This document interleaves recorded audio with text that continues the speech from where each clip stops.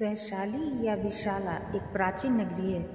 पुराणों में इसे विशाल, विशाला या वैशाली ये 3 नाम दिए गए हैं। इसकी प्राचीनता निर्विवाद है।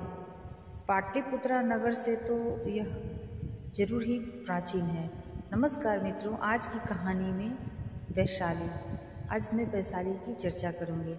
वैशाली जहाँ वाल्मीकि रामायण में विशाला के नाम से इसका और इसके संस्थापक तथा उसके वंशजों का वंशावली वर्णन मिलता है, वहाँ पाटलिपुत्र नगर की चर्चा भी नहीं है। इससे स्पष्ट सिद्ध है कि यदि पाटलिपुत्र नगर गंगा के दक्षिण पूर्व पर उस समय तक बना होता तो रामचंद्र उसके संबंध में भी विश्वामित्र से प्रश्न अवश्य करते। भगवान रामचंद्र के समय से लगभग 8010 पीढ़ी पूर्व विशाला नगरी का निर्माण हो चुका था। यह भागवत पुराण और वाल्मीकि रामायण दोनों ही के आधार पर सिद्ध है। पाटलिपुत्रा नगर का निर्माण अजातशत्रु के समय में हुआ था, यह बात तो प्रसिद्ध है। अजातशत्रु बुद्धदेव का समकालीन था, इसलिए पाटलिपुत्रा नगर का निर्माण केवल 2500 वर्ष पूर्व माना जाता है। किंतु विशाला की प्राचीनता का पता लगाना थोड़ा कठिन है। उसके संबंध में यही कहा जा सकता है कि इसका निर्माण आधुनिक ऐतिहासिकों की दृष्टि से प्रागैतिहासिक काल में भगवान रामचंद्र से भी 8-10 पीढ़ी पूर्व हुआ था। उसकी प्राचीनता की गणना वर्षों में न कर युगों में ही करना उचित होगा। वैशाली की चर्चा वाल्मीकि रामायण के आदि काल के 45वें, 46वें और 47वें सर्गों में की गई है। 45वें सर्ग में यह कहा गया है कि इसी स्थान पर देवों और दानवों ने समुद्र मंथन की मंत्रणा की थी। 46वें सर्ग में द्वितीय की उस तपस्या का वर्णन है जो उसने इंद्र को मारने वाले पुत्र की उत्पत्ति के लिए की थी। उसी सर्ग के अंत में तथा 47वें सर्ग के प्रारंभ में इंद्र के प्रयत्न से दिति की तपस्या का विफल होना वर्णित है। इसके पश्चात 47वें सर्ग के अंत में विशाला के निर्माण का इतिहास निम्नलिखित ढंग से दिया गया है। इक्ष्वाकु की रानी लंबुसा के एक परम धार्मिक पुत्र हुआ जिसका नाम था विशाल। उसी ने इस स्थान में विशालापुरी बनवाई। इसके अनंतर विशाल से लेकर रामचंद्र के समकालीन और उनका यह आतिथ्य करने वाले विशाला, नरेश, सुमति तक की वंशावली इस प्रकार है। पहला विशाला, दूसरा हेमचंद्र, सुचंद्र, धूमाश्व, सुतैव, सहदेव, शासव, सोमदत्त, काकुत्स और सुमति। विशाल नरेशों के संबंध में महर्षि विश्वामित्र ने यह कहा है कि वे सब इक्ष्वाकु की कृपा से दीर्घायु, महात्मा, वीरशाली और धार्मिक हुए। केवल 4 पुराणों में वैशाली या विशाला की चर्चा पाई जाती है। वो हैं वाराह, नारदीय, मार्कंडेय और श्रीमद् भागवत। वराह पुराण के 7वें अध्याय में विशाल राजा के गया में पिंडदान करने से उनके पितरों की मुक्ति की बात कही गई है। उसी पुराण के 48वें अध्याय में भी एक विशाल राजा का उल्लेख है, पर वे काशी नरेश थे, वैशाली नरेश नहीं। नारदीय पुराण के उत्तरखंड के 44वें अध्याय में भी विशाल नरेश विशाल की चर्चा की गई है और यह कहा गया है कि वे त्रेता युग में थे। पुत्रहीन होने के कारण पुत्र प्राप्ति के लिए उन्होंने पुरोहितों की राय से गया में पिंडदान किया और अपने पिता, पितामह तथा प्रपितामह का नरक से उद्धार किया। किंतु वहाँ पर विशाल के पिता का नाम सित बताया गया है। संभव है इक्ष्वाकु का दूसरा नाम सित रहा हो। मार्कंडेय पुराण में सूर्यवंश वर्णन के प्रसंग में विशाल राजा का नाम आया है।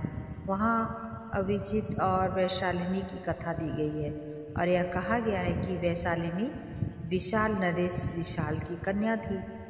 किंतु भागवत कथा के अनुसार अविचित विशाल से 11 पीढ़ी पहले रहते थे, 11 पीढ़ी पहले के थे। विशाल ने ही वैशाली बसाई, तब फिर अभिचित का विवाह वैशाली नरेश की कन्या से कैसे हुआ? इसलिए वैशालिनी की कथा कल्पित सी प्रतीत होती है। मार्कंडेय पुराण और श्रीमद्भागवत की वंशावलियाँ बहुत कुछ एक जैसी हैं। अंतर केवल इतना ही है कि श्रीमद्भागवत में राजाओं का केवल नामोल्लेख मात्र दिया गया है, किंतु मार्कंडेय पुराण में उनमें से प्रसिद्ध राजाओं का चरित्र विस्तार से वर्णित है। श्रीमद्भागवत के 9वें स्कंद के प्रथम अध्याय में सूर्यवंश का वर्णन दिया हुआ है। इसके अनुसार वैवस्वत मनु और उनकी पत्नी श्रद्धा के 10 पुत्र हुए। उनके नाम थे इक्ष्वाकु, निरीक, शर्याति, दिष्ट, धृष्ट, जरूषक, नारिशन, प्रिशद्र, नभग और कवि। भागवत पुराण के अनुसार विशाल इक्ष्वाकु का पुत्र नहीं था, वरन उसके भाई दिष्ट के वंश में उत्पन्न हुआ था। उसकी माता का नाम उक्त पुराण के अनुसार श्री अलंबुषा ही था। श्रीमद्भागवत के अनुसार विशाल के पूर्वजों और वंशजों की सूची इस प्रकार है: दिष्ट, प्रहलंदन, वत्सप्रीति, प्रांशु, प्रमति, खनित्र, चाक्षुष, विवंशति, रंभ, खनिनेत्र, कांधम, अविक्षित, मरुदम, राज्यवर्धन, सुवृति, नर, बंधुमान, वेगवान, बंधु, तृणबिंदु, विशाल। 22वें नंबर पे 23वें पे हेमचंद्र, धूमाक्ष, संयम, कृशांश, सोमदत्त, सुमति और 29वें जन्मेजय। श्री भागवत पुराण में जो वंशावली दी गई है उसके अनुसार इक्ष्वाकु के भाई दिष्ट से लेकर रामचंद्र के समकालीन सुमति तक 28 पीढ़ियाँ बीत चुकी थी, किंतु वाल्मीकि रामायण की वंशावली के अनुसार इक्ष्वाकु से लेकर सुमति तक केवल 10 ही पीढ़ियाँ बीती थीं। अब इन दोनों वंशावलियों में कौन सी ठीक है, इसका निर्णय करना आवश्यक है। सबसे पहली बात तो यह है कि वाल्मीकि रामायण को छोड़कर और कहीं विशाल का इक्ष्वाकु का पुत्र होना वर्णित नहीं है। भागवत के अनुसार इक्ष्वाकु के 100 पुत्र थे, जिनमें से विभुक्षी, निमि और दंडक ये 3 ही प्रसिद्ध थे। विभुक्षी अयोध्या का नाम, निमि मिथिला का और दंडक दंडकारण्य का राजा था। यदि विशाला का निर्माता विशाल भी इक्ष्वाकु का ही पुत्र होता तो वह भी प्रमुख माना जाता और अन्य 6 पुत्रों के साथ उसकी गणना न करके इक्ष्वाकु के इन 3 पुत्रों के साथ ही उसकी भी गणना होती।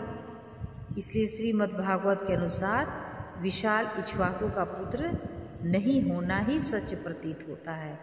वह इक्ष्वाकु के वंश में है अवश्य, किंतु वह उसका औरत संतान नहीं है, अतः उसको दिष्ट या पुत्र मानना ही उचित प्रतीत होता है। वाल्मीकि रामायण की वंशावली पूरी वंशावली नहीं है। इस बात का प्रमाण रामचंद्र के विवाह के समय में वशिष्ठ द्वारा महाराज दशरथ के पूर्वजों का वर्णन है। उसके अनुसार इक्ष्वाकु से लेकर रामचंद्र तक 35 पीढ़ियाँ बीत चुकी थी। तब इक्ष्वाकु से या उसके भाई दिष्ट से लेकर सुमति तक केवल 10 ही पीढ़ियाँ कैसे बीती?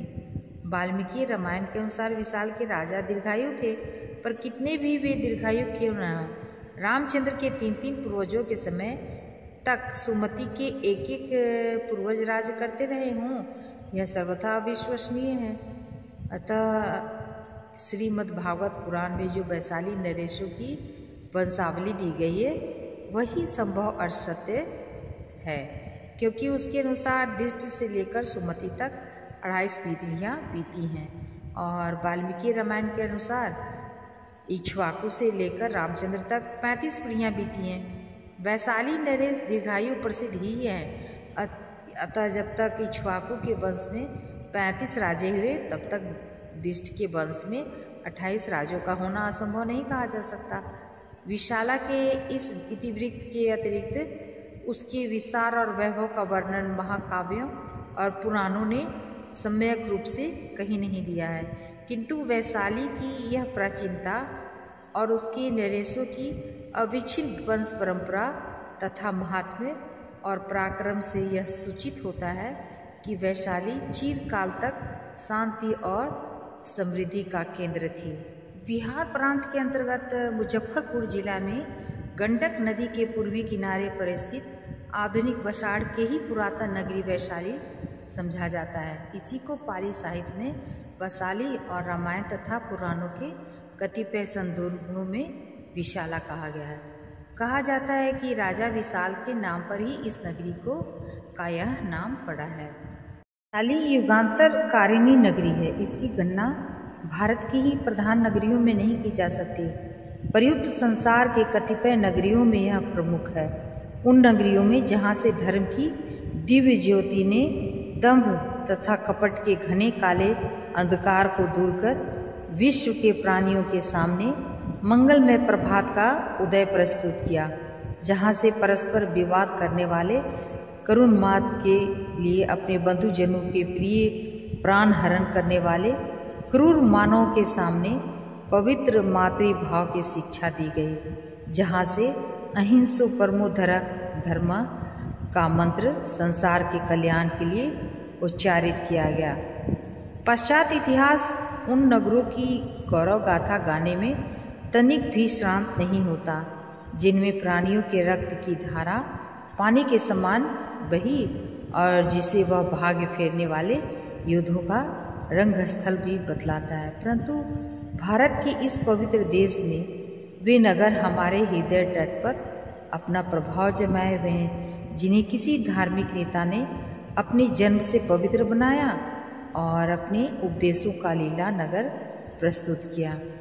वैशाली ऐसी नगरियों में अन्यतम है। इसे ही जैन धर्म के संशोधक तथा प्रचारक महावीर वर्धमान की जन्मभूमि होने का विशेष गौरव प्राप्त है। बौद्ध धर्मानुयायियों के हृदय में कपिलवस्तु तथा ऋषिदेह के नाम सुनकर जो श्रद्धा और आदर का भाव जगता है, जैन मतावलंबियों के हृदय में ठीक वही भाव वैशाली तथा कुंडग्राम के नाम सुनने से उत्पन्न होता है।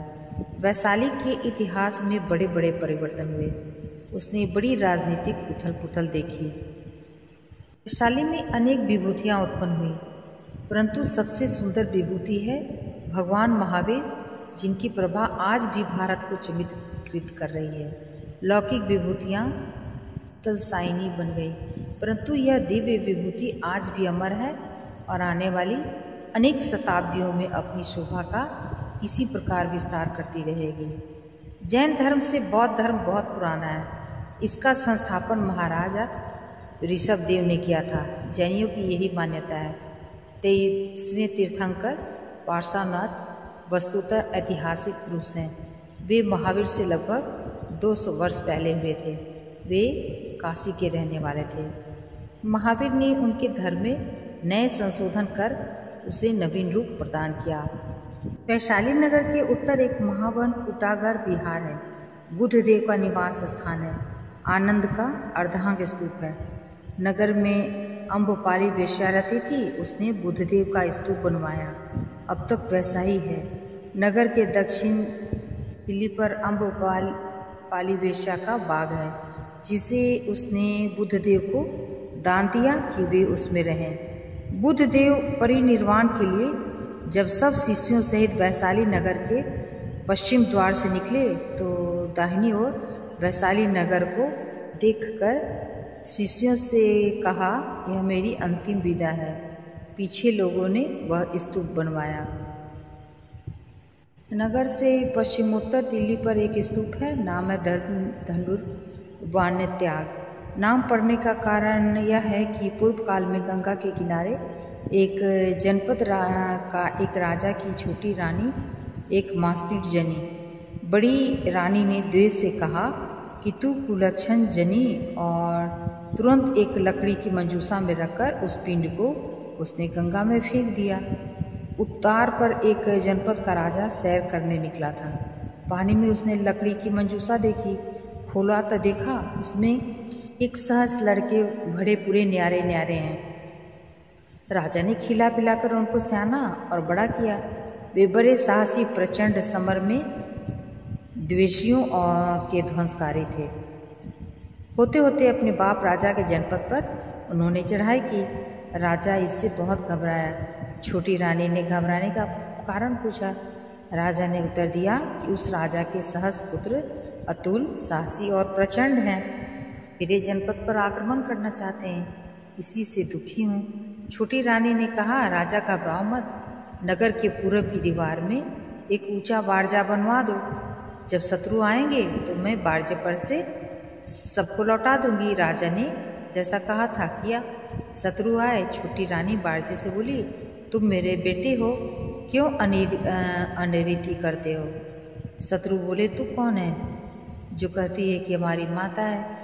छोटी रानी ने कहा, विश्वास न हो तो मुंह खोलकर इस ओर ताको। छोटी रानी ने दोनों हाथों से स्तन को दबाया। प्रति स्तन से 500 धाराएं निकली और हजारों लड़कों के मुंह में पड़ी। शत्रु जान गए कि वह माता है और उन्होंने धनुष बाण डाल दिए। दोनों पिता राजा इस पर ध्यान करने लगे और प्रत्येक बुद्ध हो गए। दोनों प्रत्येक बुद्धों के स्तूप विद्यमान हैं। पीछे जब भगवान ने बोधि प्राप्त कर शिष्यों को इस धनुर्वाण वन त्याग स्थान को बताया, तब लोगों ने इस स्थान को जाना और स्तूप बनाकर नाम धरा। वे हजारों छोटे लड़के भद्रकल्प के 1000 बुद्ध हुए। बुद्ध देव ने इसी धनुर्वाण्यात्याग स्तूप के पास जीव नाश त्यागी। बुद्ध देव ने आनंद से कहा, मैं 3 मास में परिनिर्वाण प्राप्त करूंगा। मार राजा ने आनंद को मोहित कर लिया और वह भगवान से संसार में अधिक रहने के लिए न कह सका। और यहाँ से पश्चिम 3-4 लीप पर एक स्तूप है। बुद्ध देव के परिनिर्वाण से 100 वर्ष पीछे वैशाली के भिक्षु विनय के 10 शील के विरुद्धाचरण किया। यह कहा कि यह बुद्ध देव के वचनानुसार है। इस पर सब अर्थ और शिलस्थ भिक्षु 700 श्रमणों ने मिलकर विनय के ग्रंथों का पारायण किया और मिलाया। पीछे लोगों ने इस स्थान पर स्तूप बना दिया। वह अभी तक वर्तमान है।